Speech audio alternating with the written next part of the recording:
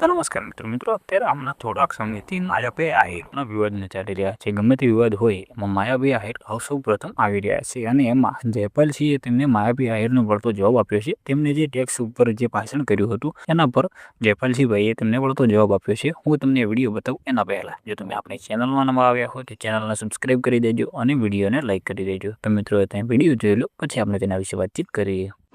જય માતાજી. હમણાં એક કલાકારનો વિડીયો જોયો અને એમાં એ ટેક્સ ચોરી ઉપર જ્ઞાન આપી રહ્યા હતા. હવે એવા માણસો પણ ટેક્સ ચોરી ઉપર જ્ઞાન આપી રહ્યા છે કે જેમને ભગવાનનો મજાક ઉડાડીને પોતાના ડાયરાઓ ચલાવ્યા હોય અને ડાયરામાં પૈસા કમાવ્યા હોય.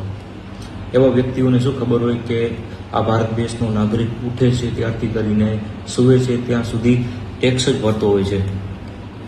આવા કલાકારો સરકારની ચાપલુસી કરવામાં, સરકારની દલાલી કરવામાં કઈ વસ્તુ બાકી નથી રાખી અને સામાન્ય એક ટિકિટ મેળવવા માટે હવે કોઈ પણ હદે જવા માટે તૈયાર છે.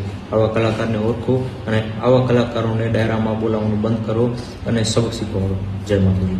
મિત્રો તો વિડીયો તો જોઈ લીધો હશે. એમાં જયપાલસિંહ એવું કહી રહ્યા છે કે આવા કલાકારોને આપણે બોલાવવા જ ના હોય, કેમ કે આ કલાકારોના લીધે આજે આપણા ભગવાન છે એમનું આ લોકો જોક્સ બનાવીને ડાયરામાં પૈસા કમાય છે. આ લોકો જે ભગવાનના લીધે પૈસા કમાય છે, તેમના ગમે તેવા જોક્સ બનાવે છે, તેમ છતાંય લોકો તેમને લાવે છે. એટલે તેમનો બહિષ્કાર કરો અને આવા લોકોને લાવવાનું બંધ કરી નાખો. અને આવા લોકોએ સરકારની ચાપલુસી કરવા માટે અને સરકારની દલાલી કરવામાં આ લોકોએ કંઈ પણ બાકી રાખ્યું નથી. આવા લોકો જે આપણા ભગવાનના મજાક બનાવે છે એ લોકોનો બહિષ્કાર કરવો પડે. આવા લોકોને લવાય જ નહીં. અને આ લોકો જે એક ટિકિટ મેળવવા માટે કેવા કાંડો કરી બેઠા છે, આ લોકો જે ટેક્સ ઉપર કેવી વાતો કરે છે, એમને એ ખબર નથી કે સામાન્ય નાગરિક જે સવારમાં ઉઠે છે, સૂવે છે, એટલે કે સાંજ સુધી કેટલી મહેનત કરે છે અને શું કરે છે એ લોકોને ખબર નથી. આ લોકો સરકારની ચાપલુસી કરવા માટે થઈને આવા બધા કાર્યો કરી રહ્યા છે અને આવા ભાષણો કરી રહ્યા છે. મિત્રો જયપાલસિંહે જે પણ કહ્યું માયાભાઈ આહિર વિશે, એના વિશે તમારું શું કહેવું છે મિત્રો, એ તમે જરૂરથી કોમેન્ટ બોક્સમાં લખી દેજો. અને જો તમે આપણી ચેનલમાં નવા આવ્યા હો તો ચેનલને સબસ્ક્રાઈબ કરી દેજો અને વિડીયોને લાઇક કરી દેજો. અને મિત્રો તમે આગળ વિડીયોમાં જોયું હશે કે જયપાલસિંહ ભાઈએ બધું કહ્યું છે, આપણે નથી કહ્યું. એટલે કોઈ પણ ભાઈને ખરાબ કોમેન્ટ પણ કરવી